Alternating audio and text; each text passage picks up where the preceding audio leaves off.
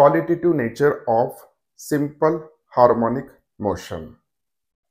इस टॉपिक को इस वीडियो में हमें कंसेप्चुअली डिस्कस करना है। सबसे पहले इसमें हम डेफिनेशन देखेंगे सिंपल हार्मोनिक मोशन का, और उसके बाद सिंपल हार्मोनिक मोशन में एग्जैक्टली क्या होता है और किसकी वजह से होता है किसी भी पार्टिकल का सिंपल हार्मोनिक मोशन, उसका हम क्वालिटेटिव एनालिसिस यहाँ पे डिस्कस करेंगे। So without wasting time let us start. सबसे पहले हम यहाँ पे डेफिनेशन देखते हैं। Definition of simple harmonic motion. Simple harmonic motion is defined as the periodic motion of a body in which the acceleration of that body is always directed towards the mean position। यानी उस body का जो भी acceleration होगा it is always directed towards the mean position and its magnitude is directly proportional to the displacement from the mean position। सबसे पहले हम इस डेफिनेशन को यहाँ पे एक एग्जांपल के थ्रू समझते हैं। मान के चलिए this is a simple pendulum. इस बॉब को अगर मेन पोजीशन से या इक्विलिब्रियम पोजीशन से मैं साइड में लाता हूं और छोड़ देता हूं तो इट स्टार्ट ऑसिलेटिंग। ओके, अब इस बॉब को अगर हम ध्यान से देखते हैं तो इस बॉब का जब वो मोशन में रहेगा तो उसका जो भी एक्सेलरेशन होगा, ओके, एक्सेलरेशन होगा, that acceleration is always directed towards the mean position. अगर बॉब यहां पे है तो इस बॉब का जो भी एक्सेलरेशन होगा it is towards the mean position. अगर बॉब यहां पे है तो इस बॉब का जो भी एक्सेलरेशन होगा it is towards the mean position, and this is that mean position which is called as an equilibrium position. Okay, अब यहां पे जो भी सेकंड स्टेटमेंट है उस एक्सेलरेशन का मैग्नीट्यूड कितना होगा? Its magnitude is directly proportional to the displacement from the mean position। यानी अगर हम ये x एक्सिस कंसिडर करते हैं और इस मीन पोजीशन को अगर हम ओरिजिन कंसिडर करते हैं, okay, so if this is the origin, तो इस ओरिजिन से अगर इस बॉब का डिस्प्लेसमेंट इस डायरेक्शन में होता है तो हम x की वैल्यू पॉजिटिव कंसिडर करेंगे, अगर मीन पोजीशन से डिस्प्लेसमेंट इस डायरेक्शन में होता है तो x की वैल्यू हम नेगेटिव कंसिडर करेंगे। ओके, अब देखिए यहां पे सेकंड जो भी स्टेटमेंट है इसका कहना क्या है। अगर पार्टिकल इस डायरेक्शन में है तो जितना ज्यादा इसका डिस्प्लेसमेंट होगा उतना ज्यादा एक्सेलरेशन की वैल्यू होगा उस इंस्टेंट पे। जब वो इस डायरेक्शन में आएगा, जैसे जैसे x की वैल्यू नेगेटिव में बढ़ेगा तो एक्सेलरेशन की वैल्यू भी बढ़ेगा। ओके, और यहां पे अगर मीन पोजीशन पे जब पार्टिकल रहेगा उस इंस्टेंट पे एक्सेलरेशन की वैल्यू 0 होगा। ये इस डेफिनेशन का कहना है। दो चीजें यहां पे डेफिनेशन में है। The first one, acceleration is always directed towards the mean position, और उस एक्सेलरेशन का जो भी डायरेक्शन होगा it is directly proportional to, sorry, उस एक्सेलरेशन का जो भी मैग्नीट्यूड होगा it is directly proportional to the displacement from the mean position. अब इन दोनों स्टेटमेंट्स को अगर हम कंबाइन करते हैं और उसका मैथमेटिकल इक्वेशन अगर लिखते हैं तो वो मैथमेटिकल इक्वेशन कैसा होना चाहिए? The acceleration of that body which is executing simple harmonic motion is directly proportional to minus of x.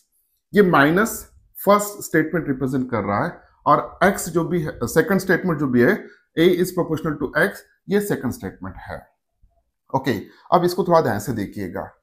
जब डिस्प्लेसमेंट उस बॉब का towards the positive x axis होगा उस वक्त एक्सेलरेशन का डायरेक्शन जो भी होगा towards the negative x axis होगा and towards the mean position. अगर x की वैल्यू इस डायरेक्शन में है तो a की डायरेक्शन इस डायरेक्शन में होगा, तो दोनों की डायरेक्शन अपोजिट है। जब बॉब का डिस्प्लेसमेंट इस डायरेक्शन में हो रहा है टुवर्ड्स दिस डायरेक्शन, उस वक्त एक्सेलरेशन का डायरेक्शन ये रहेगा। मींस हमेशा x और a, डिस्प्लेसमेंट एंड एक्सेलरेशन, इन दोनों के डायरेक्शन डिफरेंट होते हैं, अपोजिट होते हैं। ओके, डिफरेंट मींस अपोजिट होते हैं। So a is proportional to minus of x, ये एक मैथमेटिकल स्टेटमेंट हो गया। सो अब इस प्रोपोर्शनलिटी सिंबल को अगर हम हटाते हैं तो हमें एक प्रोपोर्शनलिटी कांस्टेंट को इंट्रोड्यूस करना होगा। तो यहाँ पे a is equals to minus omega square x, where omega square is a one constant. Okay, so this is a mathematical statement of definition of simple harmonic motion. A is equals to minus omega square x. Okay, अब हमें Newton's का law पता है. क्या है Newton's का law? Newton's का law पता है कि force is equals to mass into acceleration.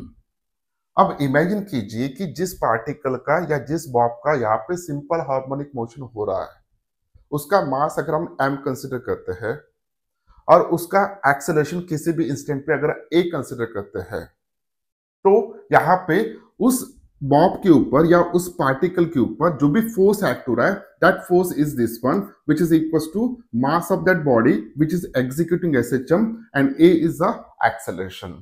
So on the basis of this equation we can write here F upon m is equals to a. तो a की वैल्यू इस equation में हम substitute कर देंगे. तो therefore F upon m is equals to minus omega square x. So F is equals to minus m omega square x. अब m क्या है बेटा? m mass of that particle which is executing simple harmonic motion. What is omega? Omega square is a one constant. यानी उस situation के लिए m constant है, omega square constant है, तो दोनों कांस्टेंट का प्रोडक्ट अगेन कांस्टेंट होगा. सो यहाँ पे f is equals to minus K X हम लिखते हैं, where k is equals to m into omega square. This k is called as an force constant. इसको हम फोर्स कांस्टेंट करके नाम देंगे. और उस फोर्स कांस्टेंट का यूनिट क्या होगा? फोर्स अपॉन डिस्प्लेसमेंट, न्यूटन पर मीटर. तो इसका जो भी यूनिट बनेगा ऐसा unit, okay, it's a Newton पर मीटर, इतना होना चाहिए. So this is a new constant, force पर मीटर. सो इसको हम फोर्स कांस्टेंट कहते हैं. ओके, सो यहाँ पे सिंपल हार्मोनिक मोशन डिफाइन करने के लिए हमें दो मैथमेटिकल स्टेटमेंट मिल चुके हैं. ओके, अब देखिए यहाँ पे ये तो बहुत ही बेसिक डेफिनेशन हमने सिंपल हार्मोनिक मोशन का किया है, लेकिन एग्जैक्टली जब किसी भी पार्टिकल का सिंपल हार्मोनिक मोशन होता है तो उसके पीछे की कहानी क्या है वो हम अब देखते हैं. क्वालिटेटिव एनालिसिस और qualitative nature of simple harmonic motion. To understand this concept, let us assume that one system, the system is like this one. There is a one spring having spring constant k. जो भी हमने अभी force constant define किया था वही force constant k है, और इसको स्प्रिंग कांस्टेंट भी कहते हैं हम जब हम स्प्रिंग यूज करेंगे. ओके, सो इस स्प्रिंग का एक एंड जो भी है वो हमने फिक्स कर दिया विद दिस रिजिड सपोर्ट, और दूसरा एंड जो भी है it is connected to this block having mass m. So m is a mass of the block, k is a spring constant और force constant of that spring. फिलहाल ये जो भी सिस्टम है या स्प्रिंग जो भी है उसके इक्विलिब्रियम लेंथ पे है, तो फिलहाल इस सिस्टम की टोटल एनर्जी जो भी होगा इट इज अ जीरो, क्योंकि स्प्रिंग में कोई भी पोटेंशियल एनर्जी नहीं है और ब्लॉक जो भी है वो स्टेबल है, यानी ब्लॉक का काइनेटिक एनर्जी नहीं है. तो इसलिए इस सिस्टम का जो भी एनर्जी होगा टोटल वो जीरो हो जाएगा. ऐसे सिचुएशन में अगर हम इस ब्लॉक को इस साइड अगर शिफ्ट करते हैं बाय अप्लाइंग एक्सटर्नल फोर्स, मैं एक्सटर्नल फोर्स अप्लाई करके इसको इस साइड अगर लेके आता हूं तो डेफिनेटली इसको, ये स्प्रिंग अटैच है तो इस स्प्रिंग का इलॉन्गेशन होगा. अगर स्प्रिंग का इलॉन्गेशन होता है तो स्प्रिंग क्या करेगा? स्प्रिंग इस ब्लॉक के ऊपर इस डायरेक्शन में एक फोर्स एक्सर्ट करेगा. That type of force is called as a restoring force. क्योंकि जैसे ही हम इस ब्लॉक को इस साइड शिफ्ट करते हैं, इस साइड मूव करते हैं, तो इस स्प्रिंग का जैसे ही इलॉन्गेशन होगा इस स्प्रिंग में एक पोटेंशियल एनर्जी क्रिएट होगा. जितना ज्यादा आप इसको शिफ्ट करेंगे उतना ज्यादा पोटेंशियल एनर्जी वहां पे बढ़ेगा. तो पोटेंशियल एनर्जी का फॉर्मूला क्या होता है? तो पोटेंशियल एनर्जी जो भी होगा that potential energy is equals to 1 by 2 k into x square, where x is the displacement of this block towards this direction and k is a force constant. So इतना potential energy इस spring में produce होगा. और इस potential energy के कारण इस block के ऊपर एक रिस्टोरिंग फोर्स एक्ट करेगा ताकि उस ब्लॉक को वो मेन पोजीशन पे ला सके। ओके, मान के चलिए उस ब्लॉक को हमने टोटल इतना शिफ्ट किया, इस पॉइंट से लेके इस पॉइंट तक। तो ये जो भी डिस्प्लेसमेंट हो चुका है, this displacement is equal to O P. Okay, O से लेके उस ब्लॉक को हमने पी पॉइंट तक शिफ्ट किया है, तो जो भी डिस्प्लेसमेंट हुआ है, this displacement is this one. So therefore total potential energy store in that one is equal to half K into O P square. इतनी पोटेंशियल एनर्जी उसमें स्टोर हो चुका है। ओके, पी पॉइंट तक लेके जाने के बाद अगर हम उसको वहां से छोड़ देते हैं, क्योंकि जितना ज्यादा दूर लेके जाओगे उतना ज्यादा रिस्टोरिंग फोर्स उसके ऊपर हमेशा एक्ट होते रहेगा। तो जब यहां तक लाके उसको हम अगर छोड़ देंगे तो उस रिस्टोरिंग फोर्स की वजह से, जो रिस्टोरिंग फोर्स ये स्प्रिंग इसके ऊपर एक्ट करवा रहा था इस डायरेक्शन में। ओके, सो इस रिस्टोरिंग फोर्स की वजह से ये ब्लॉक कहां पे आना चाहेगा? मेन पोजीशन पे आना चाहेगा। अब सोचिए कि इतना रिस्टोरिंग फोर्स उसके ऊपर एक्ट हो रहा है एट पॉइंट पी, और इस रिस्टोरिंग की फोर्स की वजह से वो ब्लॉक इस डायरेक्शन में मूव होना स्टार्ट होगा, और जैसे जैसे मूव होगा टुवर्ड्स द मेन पोजीशन, वैसे वैसे डिस्टेंस की वैल्यू कम होगा, डिस्प्लेसमेंट की वैल्यू कम कम होते जाएगा, वैसे वैसे जो भी फोर्स उसके ऊपर एक्ट हो रहा है उसकी वैल्यू भी कम कम होते जाएगा, क्योंकि जो भी फोर्स रिस्टोरिंग फोर्स इसके ऊपर एक्ट होने वाला है, that restoring force it is equal to minus K into X. जैसे जैसे x की वैल्यू कम कम होते जाएगा, वैसे वैसे रिस्टोरिंग फोर्स की वैल्यू कम कम होते जाएगा। जब ये ब्लॉक इस पॉइंट पे पहुंचेगा यानी मेन पोजीशन पे, तब उसका रिस्टोरिंग फोर्स की वैल्यू कितना होगा? तब उसकी रिस्टोरिंग फोर्स की वैल्यू होना चाहिए 0। लेकिन ओ पी पॉइंट से लेके ओ पॉइंट तक उसके ऊपर कंटिन्यूअसली फोर्स एक्ट हो रहा था। भले फोर्स की वैल्यू कम हो रहा था, लेकिन फोर्स एक्ट हो रहा था। अगर फोर्स एक्ट हो रहा था तो डेफिनेटली ओ पी से लेके ओ तक उस बॉडी का कंटिन्यूअसली एक्सेलेरेशन हो रहा था, और एक्सेलेरेशन का डायरेक्शन इस डायरेक्शन में होना चाहिए जिस डायरेक्शन में फोर्स एक्ट हो रहा है। अगर कंटिन्यूअसली एक्सेलेरेशन वहां पे हो रहा था तो उस ड्यूरेशन में उस ब्लॉक की वेलोसिटी कंटिन्यूअसली बढ़ना चाहिए। तो जब ये ब्लॉक ओ पॉइंट पे आ जाएगा, उस वक्त उसकी वेलोसिटी सबसे ज्यादा हो चुकी होगी। ओके, पी से लेके ओ तक जब आ रहा है तो उसकी वेलोसिटी सबसे ज्यादा हो चुकी होगी। अब इस रिस्टोरिंग फोर्स इस पॉइंट पे जब ब्लॉक आएगा, रिस्टोरिंग फोर्स एक्ट होना बंद हो जाएगा। ओके, जब वो मेन पोजीशन पे वापस आएगा उस वक्त रिस्टोरिंग फोर्स बंद हो चुका है। लेकिन पी से लेके ओ तक उसकी वेलोसिटी इतनी बढ़ चुकी है उस ब्लॉक की, क्या उस वेलोसिटी के कारण उसको एक इनर्शिया मिल गया है, इनर्शिया ऑफ मोशन। तो उस इनर्शिया ऑफ मोशन की वजह से क्या ब्लॉक यहां पे रुकेगा? क्या आंसर इज दैट नॉट। वो यहां पे नहीं रुकेगा, वो फिर इस साइड आना चाहेगा। ओके, अगर वो इस साइड आता है, इक्विलिब्रियम पोजीशन से इस साइड अगर आता है, तो अब उस स्प्रिंग का कॉम्प्रेशन होना स्टार्ट हो जाएगा। ओके, अब वो कहां तक कॉम्प्रेस होगा? तो वो यहां तक कॉम्प्रेस होगा, यहां तक वो कॉम्प्रेस होगा। ओके, सो क्यू पॉइंट तक वो कॉम्प्रेस हो जाएगा। सो ओ से लेके क्यू तक इस ब्लॉक का जो भी मूवमेंट हो रहा है वो किसके वजह से हो रहा है? जो भी उसको एनर्शिया मिल चुका है अप टू इक्विलिब्रियम पोजीशन, उस एनर्शिया के कारण, उस एनर्शिया ऑफ मोशन के कारण वो क्यू से लेके ओ से लेके क्यू तक आ रहा है। वो पी से लेके ओ तक किसके वजह से आया था? वहां पे रिस्टोरिंग फोर्स एक्ट हो रहा था, उसकी वजह से वो पी से लेके ओ तक आया। लेकिन ओ से लेके अब क्यू तक उसकी जो भी जर्नी है वो किसकी वजह से है? Due to the inertia of motion. अब जैसे जैसे वो यहां से इधर आना चालू होगा, तो वैसे वैसे इस स्प्रिंग का कॉम्प्रेशन क्रिएट हो रहा है। इस स्प्रिंग में अगर कॉम्प्रेशन क्रिएट हो रहा है तो ये स्प्रिंग इस ब्लॉक के ऊपर एक रिस्टोरिंग फोर्स एक्ट होना स्टार्ट करेगा इस डायरेक्शन में।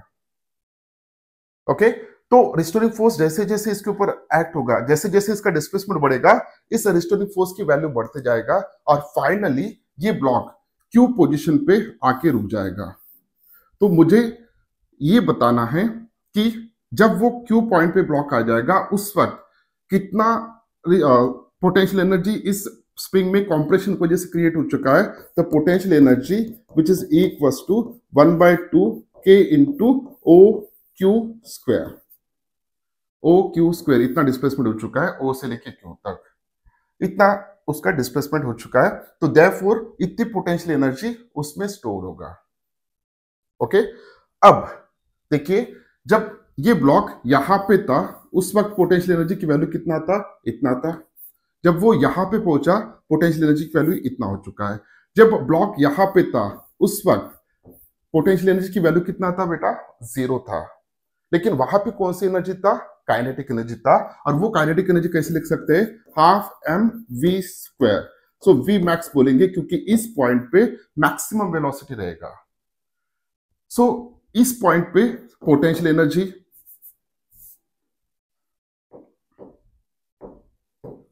ओके, इस पॉइंट पे पोटेंशियल एनर्जी, इस पॉइंट पे काइनेटिक एनर्जी और इस पॉइंट पे potential energy. So potential energy जो भी है कम कम होते जा रहा है और साथ ही साथ काइनेटिक एनर्जी बढ़ रहा है। तो यहाँ पे पोटेंशियल एनर्जी की value 0, kinetic energy value maximum. फिर जैसे जैसे इधर मूव हो रहा है काइनेटिक एनर्जी की वैल्यू कम कम होती जा रही है, पोटेंशियल एनर्जी की वैल्यू बढ़ रही है। और इस पॉइंट पे काइनेटिक एनर्जी की वैल्यू 0, पोटेंशियल एनर्जी मैक्सिमम। तो according to law of conservation, अगर ये सरफेस जो भी है जिसके ऊपर ये ब्लॉक का मोशन हो रहा है, वो ब्लॉक और सरफेस इन दोनों के बीच में फ्रिक्शन अगर हम इमेजिन नहीं करते, if that motion of that block on that surface is frictionless, then potential energy at this point is equals to potential energy at this point according to law of conservation of energy.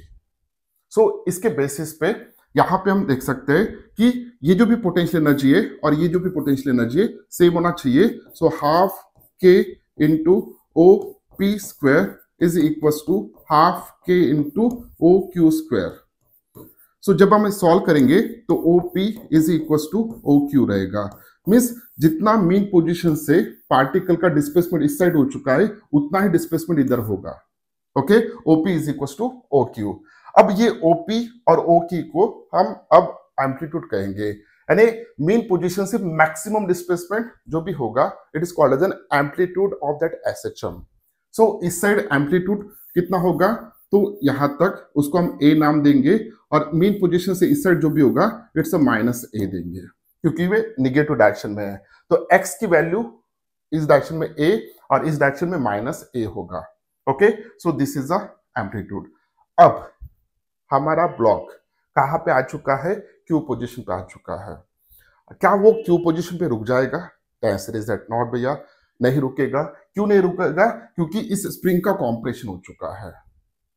अब वो compression release होगा, means इस instant पे इस block के ऊपर इस spring के कॉम्प्रेशन की वजह से इस डायरेक्शन में एक रिस्टोरिंग फोर्स एक्ट होगा और इस रिस्टोरिंग फोर्स की वजह से फिर से वही कहानी रिपीट होगा।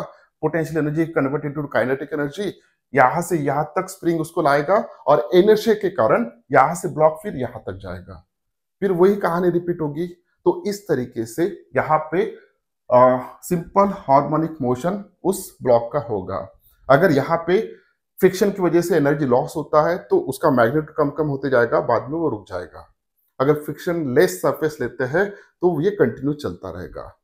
Potential energy into kinetic, kinetic energy into potential, so this system is continuously goes on and in this way the particle executing simple harmonic motion. तो यहाँ पे आपने देखा होगा कि अगर डिस्प्लेसमेंट इस डायरेक्शन में होता है तो फोर्स की डायरेक्शन इस डायरेक्शन में है। अगर डिस्प्लेसमेंट ब्लॉक का इस डायरेक्शन में मीन पोजीशन से तो फोर्स का डायरेक्शन इस डायरेक्शन में है। तो जो भी हमने डेफिनेशन में देखा था the force is equal to -k into x, ये हमेशा रहेगा। So therefore acceleration is equal to -ω²x, ये भी हमेशा रहेगा। सो ये दो कंडीशन फुलफिल हो रहे हैं। So therefore this type of motion is called as simple harmonic motion. ये था discussion about quality to nature of simple harmonic motion. अब नेक्स्ट वीडियो में हम डिस्कस करेंगे कि जब भी किसी पार्टिकल का सिंपल हार्मोनिक मोशन होता है तो उसका डिस्प्लेसमेंट किसी भी इंस्टेंट पे डिस्प्लेसमेंट का इक्वेशन क्या होगा, एक्सेलरेशन का इक्वेशन क्या होगा, वेलोसिटी का इक्वेशन क्या होगा, ये हम पूरे डिटेल में नेक्स्ट वीडियो में डिस्कस करेंगे। उम्मीद करता हूं कि आपको वीडियो अच्छा लगा। अगर वीडियो अच्छा लगा तो इस वीडियो को लाइक कीजिए, अपने दोस्तों के साथ शेयर कीजिए और इस चैनल को सब्सक्राइब कीजिए। मिलते हैं नेक्स्ट वीडियो में, तब तक के लिए thank you very much, bye bye.